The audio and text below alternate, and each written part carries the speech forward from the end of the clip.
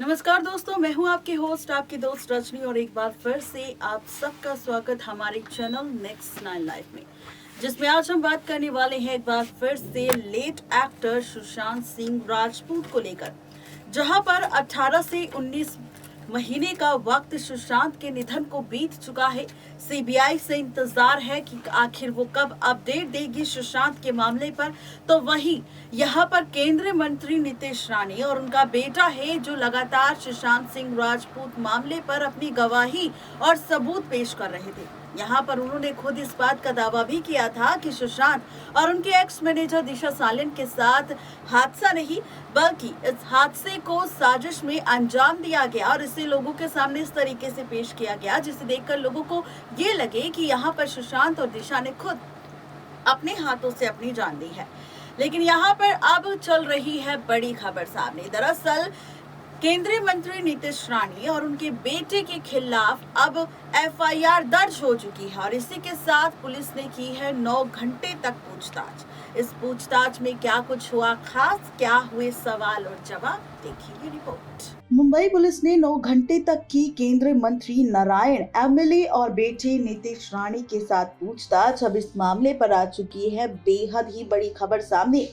दरअसल दिशा सालियान मामले में मुंबई पुलिस के सामने पेश हुए केंद्रीय मंत्री नारायण राणे और रविवार को मुंबई के मेयर किशोरी पेडनेकर पर दिशा सालियान की मां को भड़काने का आरोप भी लगाया।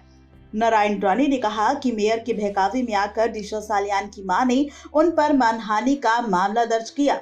इससे पहले शनिवार को नारायण राणे और उनके बेटे विधायक नीतीश राणे ने भी मुंबई पुलिस से पूरे 9 घंटे तक उनसे पूछताछ की। दरअसल मानवाली पुलिस स्टेशन के बाहर बीजेपी के कुछ कार्यकर्ताओं ने पुलिस से झगड़ा किया, जिसके बाद उन्हें हिरासत में लिया गया। आपको बता दें कि पूछताछ के बाद मालवानी पुलिस स्टेशन से निकले केंद्रीय मंत्री नारायण राणे ने अमित शाह को फोन किया और उन्होंने कहा कि मैंने फोन किया और उसके बाद हम रिहा हो गए। हमारा बयान लिया गया था दिशा सालियान के निधन मामले पर, जिस पर हमने कहा था कि दिशा सालियान के साथ 8 जून 2020 को दिशा सालियान ने अपने हाथों से अपनी जान नहीं दी बल्कि उसके साथ साजिश रची गई। मुंबई के मेयर किशोरी पेडनेकर ने दिशा सालियान की मां को भड़काया, जिसके बाद दिशा सालियान की मां ने नीतीश राणे और उनके बेटे नारायण राणे और उनके बेटे नीतीश राणे के खिलाफ मानहानि का केस दर्ज किया। केंद्रीय मंत्री ने आगे ये भी बताया कि सुशांत सिंह राजपूत और दिशा सालियान के निधन मामले में महाराष्ट्र के मुख्यमंत्री उद्धव ठाकरे ने भी मुझे मंत्री की कार ना होने को लेकर बयान देने पर 2 बार फोन किया था। ये हम पर दबाव बनाने की कोशिश की जा रही है। आपको बता दें कि दिशा सालियान की मां ने ये मामला इंफॉर्मेशन टेक्नोलॉजी एक्ट की धारा 500, 509 और 67 के तहत दर्ज किया। एफआईआर में दिशा सालियान की मां ने इसका आरोप लगाया कि उनकी बेटी दिशा को लेकर इन नेताओं ने गलत बयानबाजी की। 8 जून 2020 को दिशा सालियान का निधन हो गया था, जिसके कुछ दिन बाद ही 14 जून 2020 को सुशांत सिंह राजपूत का भी निधन हो गया।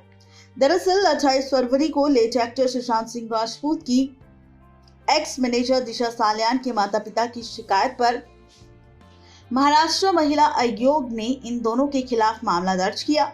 महाराष्ट्र महिला आयोग की अध्यक्ष रूपाली चांडकर ने दिशा सालियान मामले पर गलत जानकारी देने के आरोप में मुंबई के मालवानी पुलिस स्टेशन में नारायण राणे और उनके बेटे नीतीश राणे के खिलाफ मामला दर्ज करवाया था, क्योंकि उन्होंने कहा था कि वो जानते हैं कि सुशांत सिंह राजपूत और दिशा सालियान के केस का सच क्या है।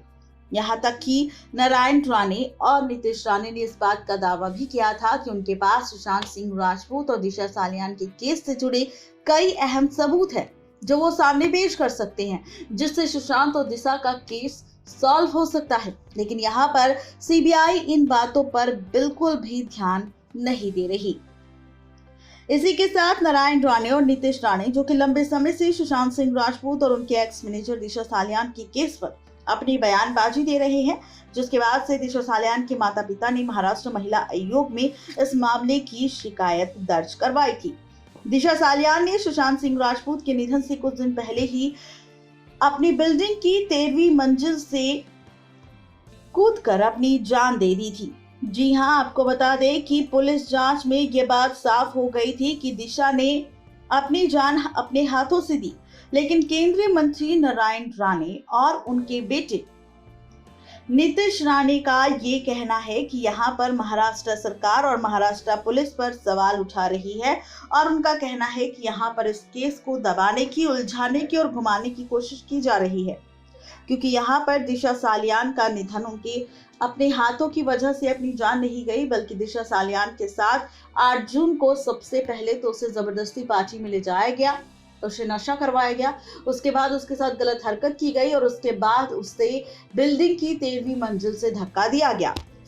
और ये बात तब भी साफ होती है कि दिशा सालियान अगर खुद अपने आप 13वीं मंजिल से छलांग लगाती तो वो अपनी बिल्डिंग के नजदीक गिरती, लेकिन यहाँ पर उसे धक्का दिया गया था, जिसके चलते दिशा सालियान अपनी बिल्डिंग से काफी ज्यादा दूर गिरी थी, जिससे ये बात साफ होती है कि दिशा सालियान खुद गिरी नहीं, बल्कि उसे धक्का दिया गया था। यहाँ तक कि हाल ही में केंद्रीय मंत्री नारायण राणे ने एक प्रेस कॉन्फ्रेंस की थी, जिसमें दावा किया था कि दिशा के साथ साजिश रची गई और इसमें महाराष्ट्र के एक मंत्री भी शामिल हैं। जी हाँ, इस तरीके के दावे करते नजर आए यहाँ पर नारायण राणे और उनके बेटे नीतीश राणे, जिसके चलते उन पर केस किया गया और इस केस के तहत ही मालवानी पुलिस स्टेशन में पहुंचे थे नारायण राणे अपने बेटे नीतीश राणे के साथ। 9 घंटे तक दोनों से पूछताछ हुई। दिशा सालियान सुशांत केस पर सवाल पूछे गए, सबूत दिखाने की बात की गई और कई सारी चीजें पूछताछ के दौरान हो। इस 9 घंटे की पूछताछ के दौरान कई सारे सवाल दिशा सालियान और सुशांत के निधन पर नीतीश राणे और नारायण राणे से पूछे गए, जहां पर दोनों ने पूरी ईमानदारी के साथ अपने सवालों के जवाब दिए। अब सवाल ये उठता है कि भाई पूछताछ हो चुकी है, केस पर फिर से चर्चा हो रही है, आखिर इस केस की सच्चाई में सुशांत और दिशा को इंसाफ कब मिलेगा। सवाल कई सारे हैं सुशांत और दिशा सालियान के केस को लेकर, लेकिन सुशांत के मामले पर सीबीआई आखिर कब जागेगी और कब यहाँ पर देगी सबूत और अपनी सच्चाई आखिर कब बताएगी, ये देखने वाली बात है।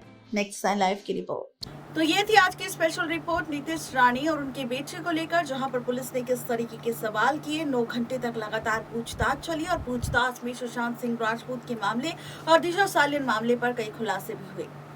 उम्मीद है कि नीतीश राणे के इन दावे के साथ सुशांत का मामला सुलझ जाए, दिशा सालियान को इंसाफ मिले और असली चेहरे या फिर जो असली धोखेबाज या जालसाज है वो पकड़े जाए सुशांत और दिशा के केस में।